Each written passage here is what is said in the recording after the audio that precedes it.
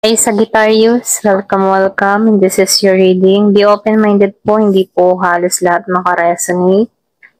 Thank you nga po pala sa mga nagsusubscribe, sa mga bumabalik. Maraming pong salamat. Give me the message for Sagittarius. Ano yung mensahe? Give me the message for Sagittarius. Ano yung message para sa'yo?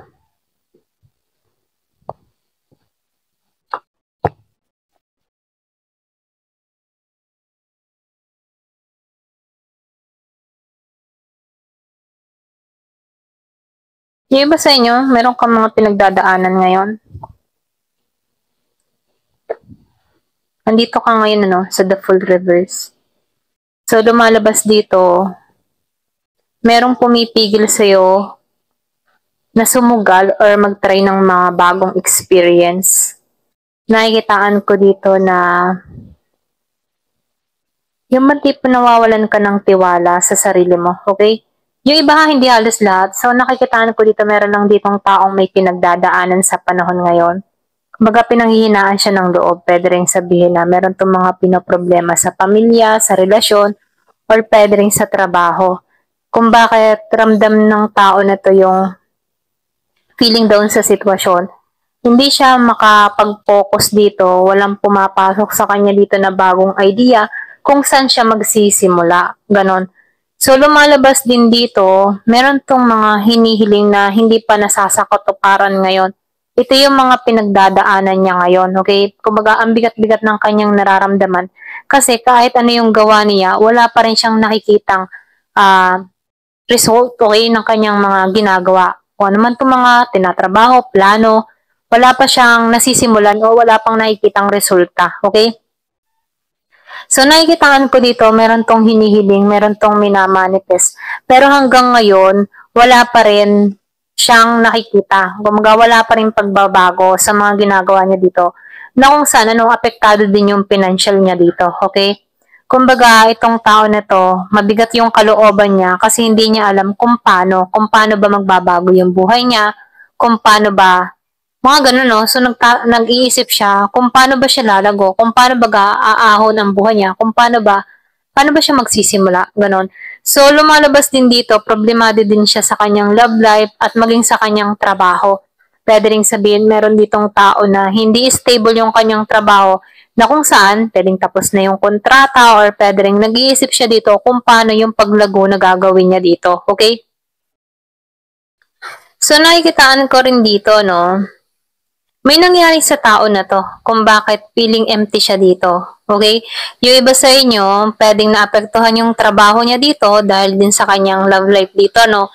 Or pwede rin meron lang mga tao sa paligid niya na humihila sa kanya dito kung bakit feeling niya walang nag-aaruga or walang nagmamahal sa kanya dito. So, hindi halos lahat sa part na to, no? Kasi nakikitaan ko lang dito, meron ditong taong may pinagdadaanan na kung saan pwedeng importanteng marinig niya tong mensahe na to na kung saan makakatulong sa sitwasyon niya. Okay?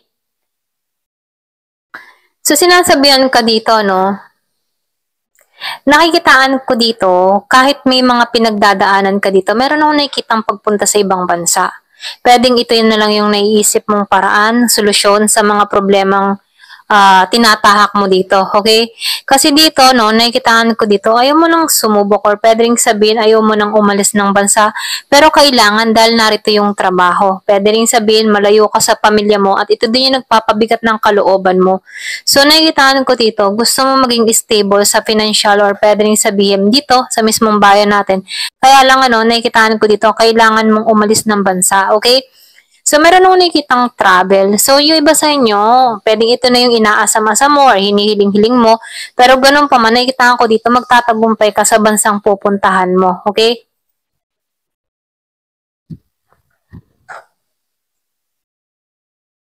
So, dito, nakikitaan ko dito, kung ngayon, nakakaranas ka dito ng problemado, hindi mo alam kung ano pa ba yung naghihintay sa'yo, huwag kang mag-alala, no? Ito yung naghihintay sa'yo. So, dito, nakikitaan ko dito yung biyaya, blessing. Kung ngayon hindi mo pa makita, maramdaman yung pagbabago dahil sa nangyayari sa'yo ngayon, okay? So, nakikitaan ko dito merong travel na kung saan ano, dito merong blessing, may biyaya, or pwede rin sabihin may tuloy-tuloy. Pagdating dito, no, nakikitaan ko dito na balanse yung pera, magiging balanse yung kaperahan mo at magiging malaya ka sa sitwasyon, okay? So, nakikitaan ko dito, kailangan mo lang dito ay maging patient at sundin mo din yung intuition mo, no, yung kutob mo. Kasi nakikitaan ko dito, meron kang mga panalangin na hinihiling. So, sinasabihan ka dito, maging patient ka kasi meron ditong happiness and renewal na mangyayari sa'yo. Okay? So, nakikitaan ko dito kung ngayon, sa panahon ngayon, kasi yung energy mo dito, tingin mo wala nang bagong simula, wala nang mangyayari, mga ganyan-ganyan, no, negatibo. Pero ganun pa man, sinasabihan ka dito, tanggalan mo to. Kung yung hinihiling mo, hindi pa to nasasakatuparan, kung ano pa yung pinaka gusto-gusto mong kahilingan, hindi pa ito na ipagkakalob sa'yo, merong ipagkakalob sa'yo dito na hindi mo hinihiling, na kung saan, ibang bansa ito. Okay? Yung iba ha, so, nafe-feel ko dito yung travel, merong mga ibang bansa na kung saan merong biyayang ipagkakalob sa'yo at magiging magaan yung sitwasyon mo. Okay?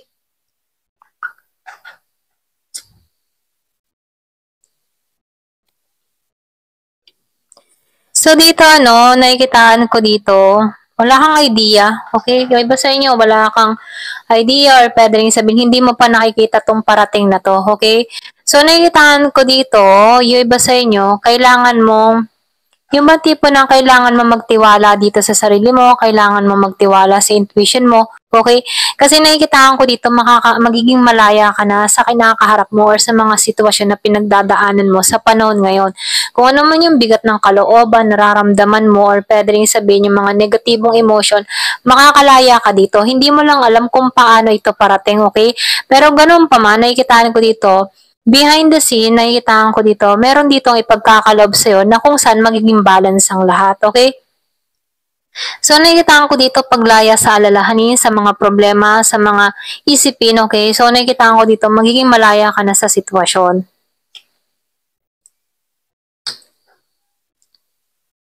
So, dito, no, sinasabihan ka dito, huwag mong pabayaan yung sarili mo, okay? Kumaga, iba sa inyo, napapabayaan mo na rin yung sarili mo dito. Pero ganun pa man, sinasabihan ka dito, no, na magtuon ka sa sarili mong paglago or pwede rin sabihin, ito na yung time para pagtuunan mo naman o pahalagahan yung sarili mo. Kasi yung iba sa inyo, napapabayaan mo, nawawalan ka ng sigla dahil sa mga nangyayari sa'yo. Para bang tinatamad ka, okay? Wala kang sigla para magpaganda, magpa-sexy or something. Mas gusto mo lang yung humiga. Ganon, okay? So, sinasabihan ka dito, no, tanggalan mo tong yung ganitong energy. Ito na yung time para ibalik mo yung sigla saya sa buhay mo. Okay? So, dito, no, nakikitaan ko dito yung kabuuang mensahe. Meron kang namimiss opportunity dahil nakatuon ka sa mga negative or pwede rin sa mga negatibong isipan. So, ito yung challenge sa'yo. Okay? Kailangan mong tanggalan to. Kasi nakikitaan ko dito, merong ipagkakalob sa'yo. Kaya lang dito, kaya ka ganito yung energy mo. Kasi ang dami mong responsibilidad or pwede rin ang dami mong iniisip. So, meron akong nakikitang parating sa buhay mo. Yung panahon na wala kang idea or wala ka ng pakialam sa love life or pwede rin sabihin na yung bang tipong hindi ito yung pinagtutuunan mo. Saka to may darating sa'yo. Ito lang yung nakikita ko, no? Yung iba sa inyo, kaya hindi mo na lang to pinagtutuunan yung relasyon, ano? Kasi ang bigat-bigat ng mga dinadala mo, ang bigat-bigat ng pasanin mo. Pwede nga iba sa inyo, breadwinner ka or pwede rin single mother, single father, ikaw na lang yung umako ng lahat. Ganon yung energy mo, no? So, dito, no, nakikitaan ko dito, marami kang obligasyon, marami kang responsibilidad na kinakaharap na nakaatang sa mga balikat mo. So, dito, no, nakikitaan ko dito, meron papasok sa buhay mo. Charming tong tao na to. Positive siya dito. Nakikitaan ko dito, malakas ang sense of humor. Okay, masayahin siya dito. Pwede ito yung magbigay ng saya sa buhay mo. Kasi lumalabas dito, ang lungkot mo eh. Okay? Ang lungkot ng love life mo. Tapos, ang dami-dami mo pang problema kinakaharap.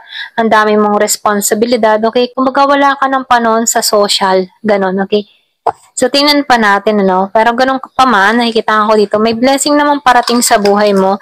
Kailangan mo lang ditong pagtuunan din yung sarili mo, okay? Mga, yung iba sa inyo, nalulungkot ka din sa nangyayari sa'yo, okay? Pero ganun pa man, sinasabihan ka dito, magtiwala ka lamang. Huwag ka mawawalan ng pag-asa. Meron akong nakikitang parating. Parating sa buhay mo, magpapasaya sa'yo. Kung mahabang panahon kang single, ano, merong parating. Give me the message. Give it time. So, sinasabihan ka dito, no? Everything in divine timing, let things flow. Kung binibigyan ka din dito ng panahon ni divine or ni God na yung pagtunan mo yung sarili mo, okay? Kung binibigyan ka ng panahon para sa sarili mo. Yung iba sa inyo, pwedeng nasa healing process ka. Merong oras, panahon para maghilom. So, nakikita ko dito, sumunod ka na lang sa daloy, okay? Kung ano mga nangyayari sa'yo, sabayan mo na lamang to at i-surrender mo rin yung mga problema ang kinakaharap mo. Okay? Give me the message. So, dito yung iba sa inyo may nag-i-espiya sa'yo. Okay? So, ngayon, yung iba sa inyo, once na meron kang, yung matipong pinagtutuunan mo yung sarili mo, meron din mga taong nakatingin, nakasubaybay, or pwede rin inaalam kung ano nangyayari sa'yo. Okay? So, merong honeymoon. Yung iba sa inyo, nakikita ko dito, meron kang aatenan na kasal, or pwede rin celebration, okay? Meron ditong travel. Ayan.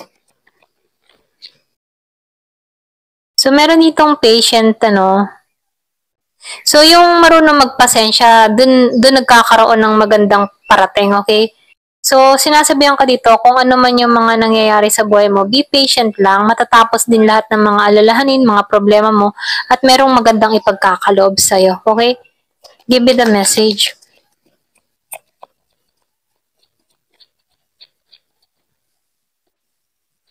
So, meron ditong Mercury retrograde. So, nakikita ko dito, yung iba sa inyo, meron ditong nag-i-spy.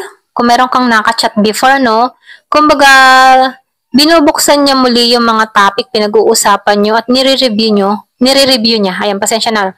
Nire-review niya kung alin yung mali, okay? So, nakikita ko dito, meron ditong tao na nagbabalik tanaw sa mga usapin ninyo, sa mga pinagsaluhan nyo, or kung ano man yung mga sweet moment nyo, okay? So, meron ditong nagbabalik tanaw, inaalam kung ano yung nangyayari sa'yo ngayon, okay? So, nakikita ko dito may nag-iispiya. So, meron magko-confess. Someone has to tell you something. Meron ako nakikitang meron ditong tao na gusto kang kausapin, pwedeng meron tong gustong sabihin, meron tong gustong tapatin sa'yo, okay? So, nakikitaan ko dito, no? Meron nagre-research sa'yo dito, okay? May inaalam ko na nangyayari sa'yo. Ayan, ito lang nakikita ko dito, no? Ayan. Hanggang dito na lamang po. Thank you for watching. Love and peace.